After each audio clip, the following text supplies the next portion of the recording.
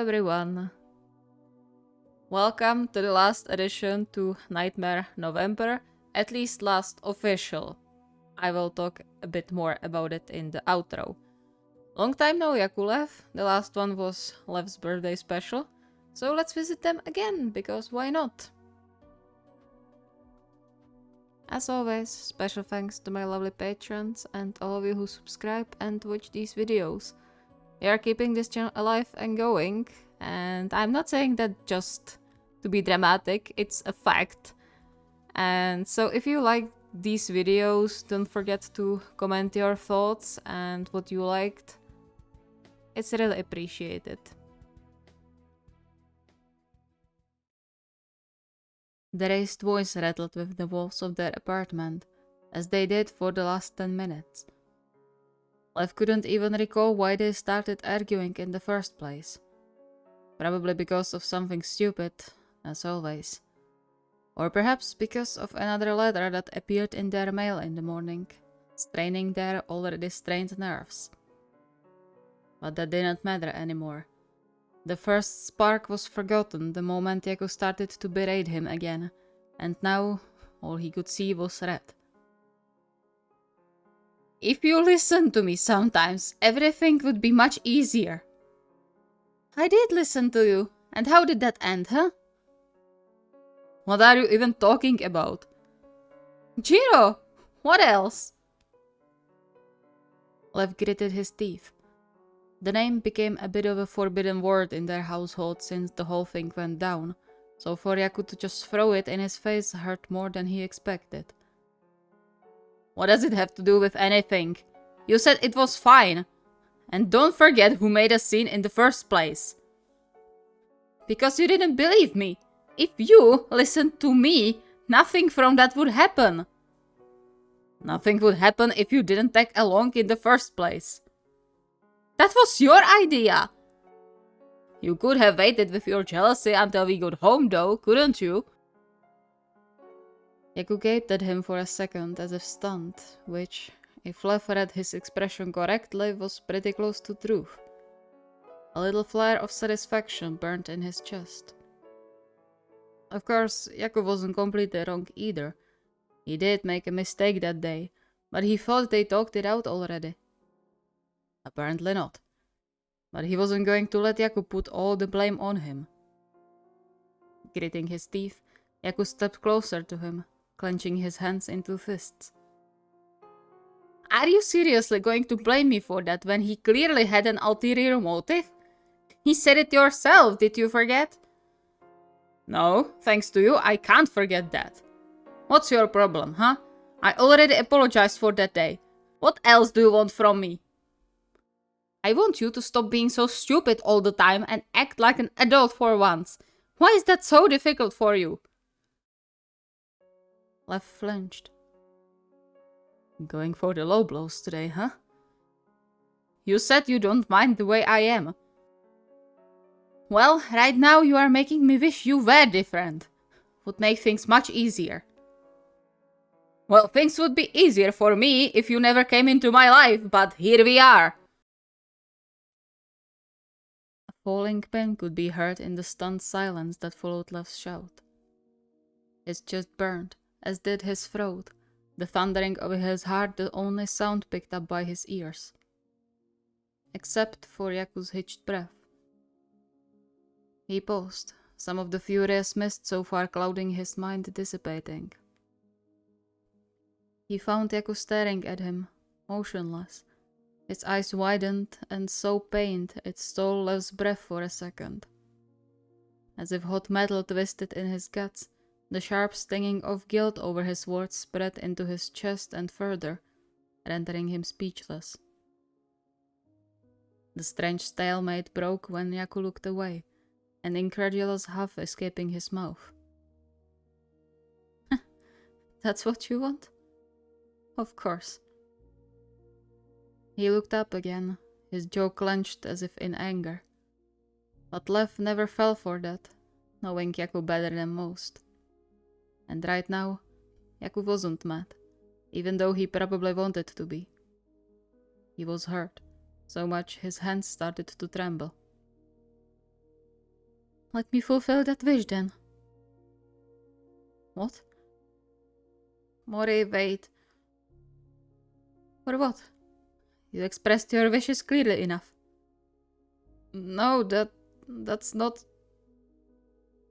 Yaku ignored him and pushed around him without sparing him a single look, tearing his arm from his grip. He wanted to say so much. Explain, defend, apologize, but not a single word left his mouth, leaving him standing like a salt column in the middle of the living room, watching Yaku collecting his phone and wallet and heading to the door. The door shut with a quiet click, throwing Lev off balance. He expected a much louder bang, loud enough to shake their windows. But the more his heart ached, the following silence deafening him. He didn't mean to sound so harsh, even though he spoke his mind at that moment.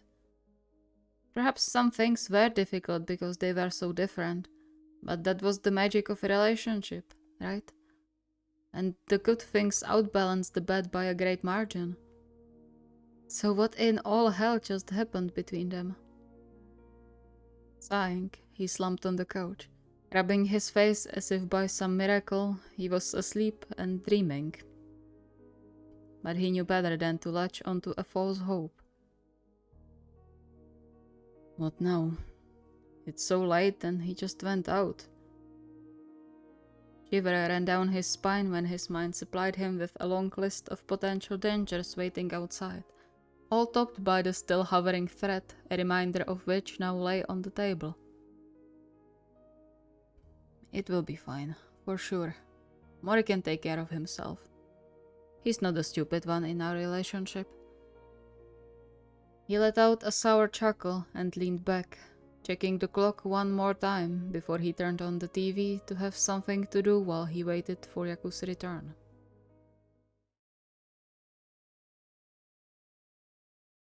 He didn't even know he fell asleep until he was jolted awake by a hollow bang sounding somewhere outside. The sun was already shining into the flat through the cracks in the blinds, coloring it with a soft yellow hue. But Lev had only little mind to appreciate the morning, the weight of what happened yesterday hitting him perhaps even harder. He sprang up from the couch, his head spinning a bit with the sudden movement. Mori? Silence.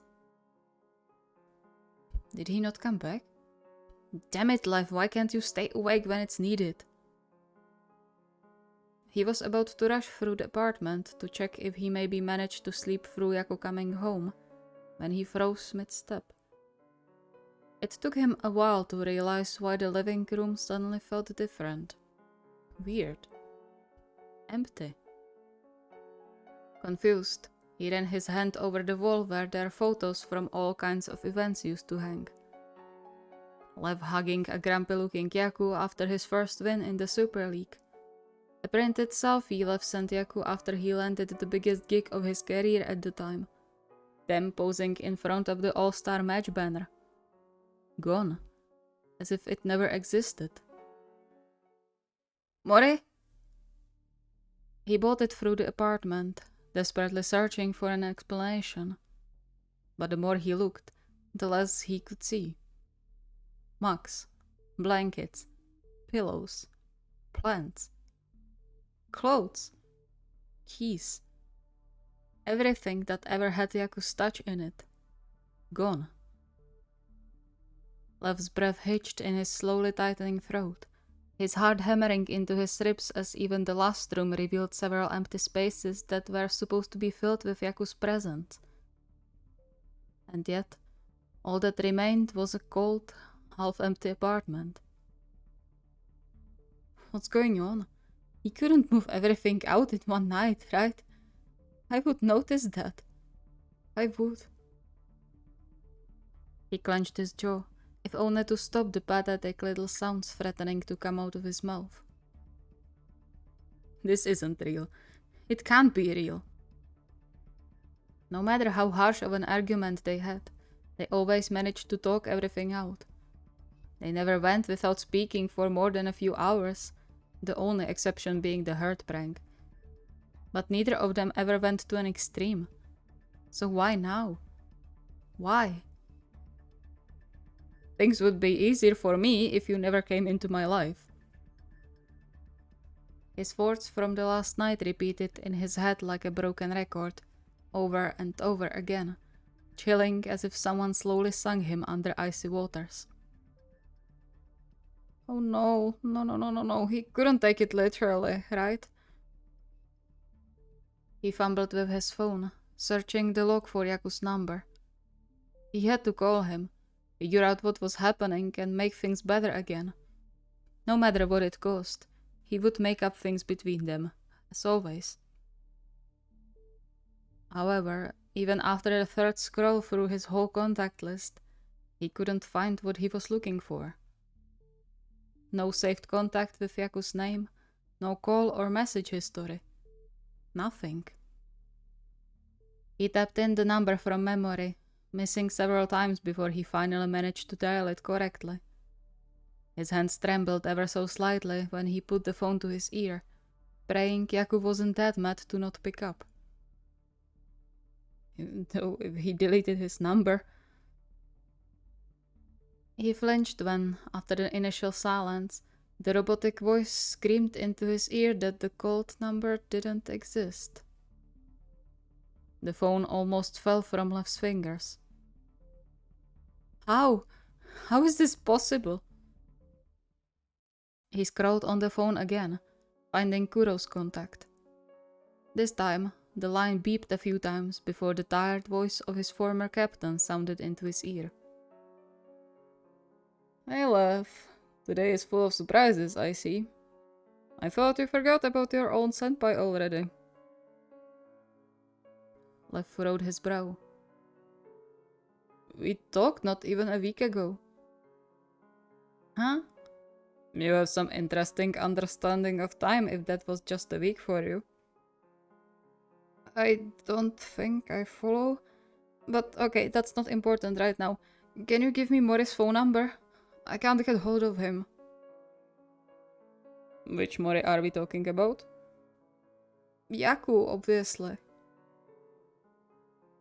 There was a short pause on the other end. You know Yaku? Lev froze, something in Kuro's voice throwing him off. Of course he knew Yaku. What kind of question was that? Yeah? It would be weird if I didn't. Well, you never mentioned you've met him before, so I'm surprised you know each other. Utterly confused, Lev clenched the phone in his hand, subconsciously starting to pace around the living room as the cogs in his mind turned. I don't understand. We were on the same team, in the same school.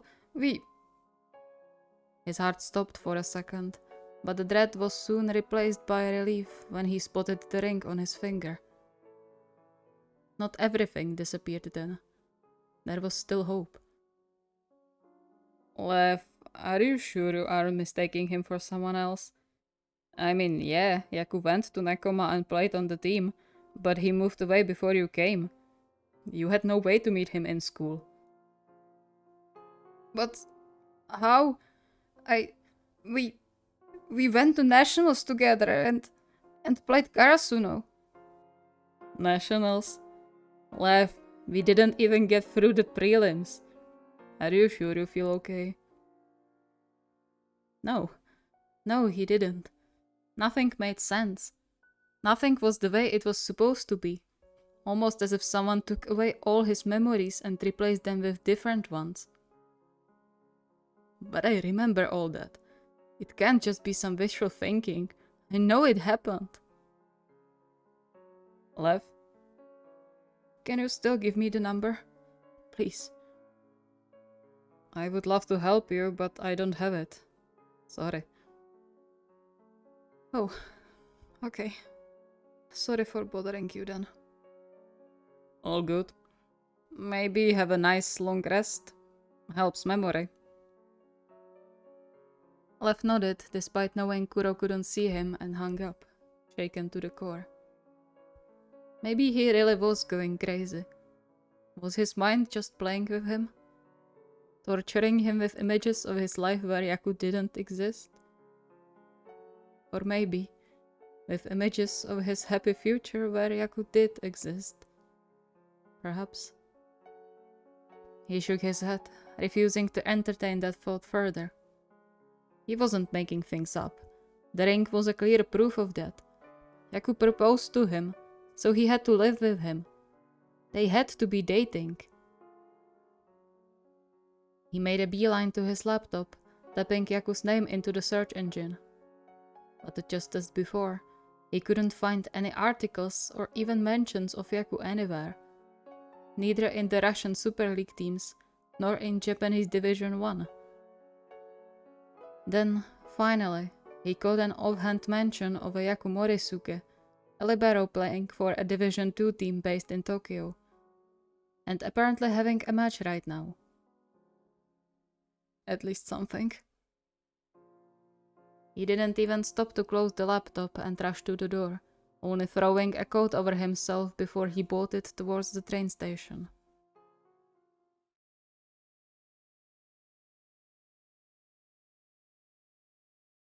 The match was in its final minutes when he entered the gymnasium. He settled in the bleachers on the very edge, biting his tongue to stop himself from yelling Yaku's name the moment he spotted him on the court. Not much seemed to change in Yaku. He still had the same focused frown on his face when he watched the opposing players, his movements as fluid as ever when he went for the ball. His accuracy and digs were also superb, as always. But that served only little to calm Lev's confused mind. Why are you in Division 2? What happened? He waited for the match to end, his foot constantly tapping into the floor. The moment the teams bowed to the audience, he sprang up and ran to the area where interviews for the news usually happened, his heart thundering in his ears as he made his way through the crowd. He tried his best to stay collected, but all reason left him the second he saw Yaku walking around the area. Mori! Yaku's brow furrowed when their gazes met. Lev didn't wait for anything and ran to him, but then froze when Yaku backed away from him before he could hug him, the confusion in his eyes turning into alert. I'm sorry, who are you? An invisible dagger pierced Lev's chest with those few words, his own getting caught in his throat. You don't recognize me? I'm afraid not.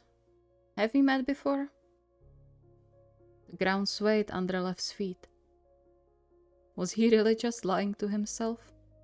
This was definitely his fiancée, and yet he was looking at him like at a complete stranger. Because you are a stranger. Yes, we met at school. Nekoma, remember? You taught me receives and most of what I know about volleyball. We went to the nationals together. We've been dating for the last 8 years. He raised his hand with the ring, noticing how much it was trembling. And have been engaged for a year already. Yaku's eyes widened, but the scowl didn't disappear from his face. No recollection in his expression whatsoever. I'm sorry, but I'm sure I would remember someone like you.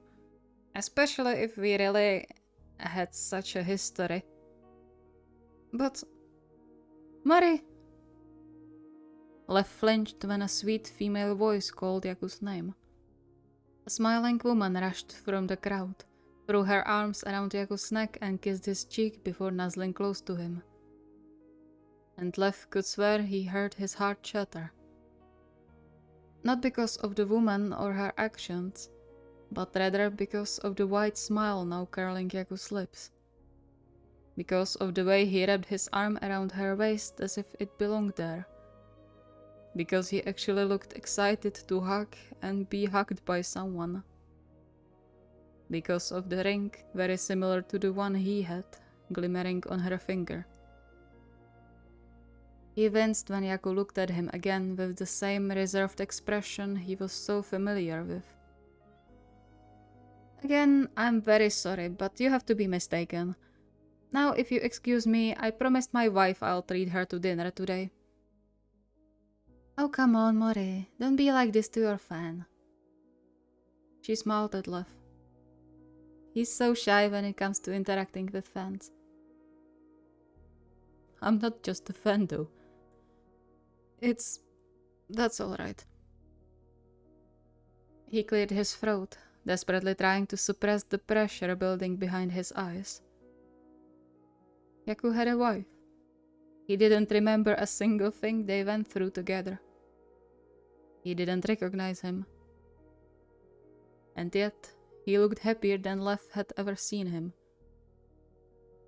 He forced a smile, hoping his voice didn't tremble as much as he felt. I'll leave you to it then. I'm sorry I bothered you. It's fine. Worse things could happen. Like living with me. He shook his head and swiftly turned around, not stopping until he arrived back at the station. He let his legs lead the way home, his mind preoccupied by the single thought and the image it brought in front of his eyes. Was Yaku ever this happy with him? His vision hazed the moment he crossed the threshold to their... No, his apartment. The dull ache spreading through his chest into his whole body as he stumbled inside.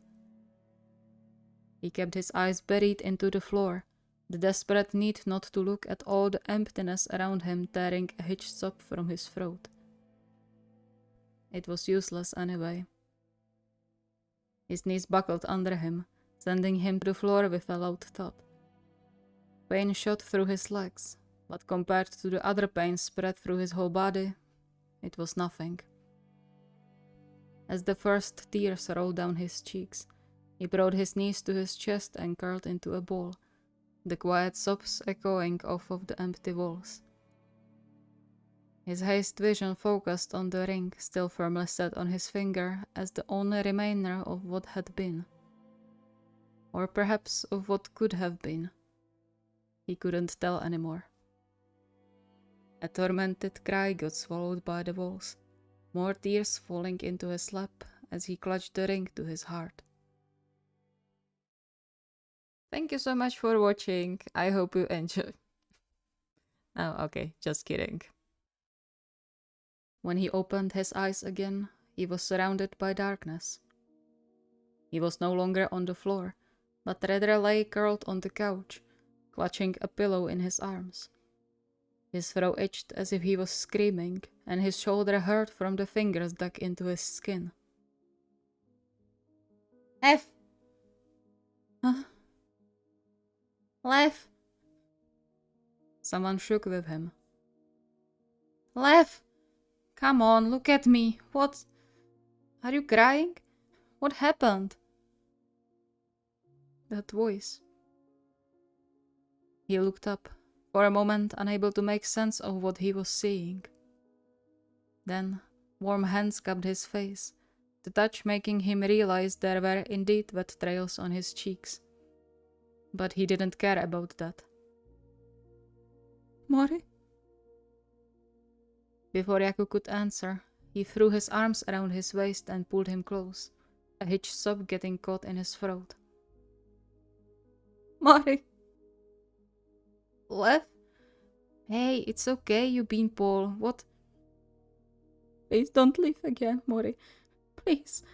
I'm so sorry for everything I said. I didn't mean any of it, I swear. Just don't forget me. He startled when he felt Yaku freeze, his arms instinctively tightening their grip. I'm so sorry, please don't leave. I'm sorry. Okay, I accept the apology, but what are you talking about? Please don't forget. I'm begging you. Broken sobs wrenched with his body when Yaku hugged him back, the ever so careful fingers playing with his hair. Part of his mind was still confused, worried it might just be a dream. But the touch felt too real to be. Yaku's presence was real. He was really here. Lev was sure of it. Hey, shh, it's okay. No one's going anywhere. A soft chuckle resonated through his chest. Besides, how could I ever forget a giant idiot like you? Lev clutched Yaku's jacket in his fists, his hands trembling and shoulders jerking with uncontrollable sobs. He buried his face into Yaku's stomach, clinging to the familiar presence as if his life depended on it. A strained whimper left his mouth when Yaku pulled away. Don't go, please. I'll do better, I swear. I swear I can make you happy too. Just give me a chance. He couldn't see much through the mist in his eyes, but then the gentle touch on his cheeks grounded him again, as did Yaku's hushed voice. I'm not going anywhere, I promise. And I'm already happy with you. Why would you need to be better? Lev sniffed, his voice betraying him. You look so happy with her. Sighing, Yaku gently wiped away the tears from his cheeks. Come on, let's get you to bed now, and we will talk in the morning. I'll stay with you, don't worry.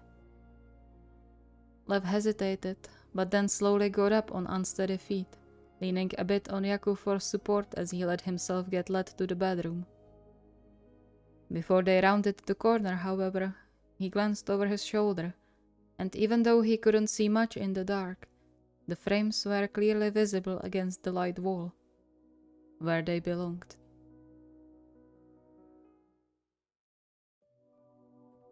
This time for real. Thank you so much for watching. I hope you enjoyed. Sorry for the psych I pulled. I just thought it would be funny. Anyway, back to what I was talking about in the intro. This is the last official part of Nightmare November. That said, there is an option to create an aftermath for this one.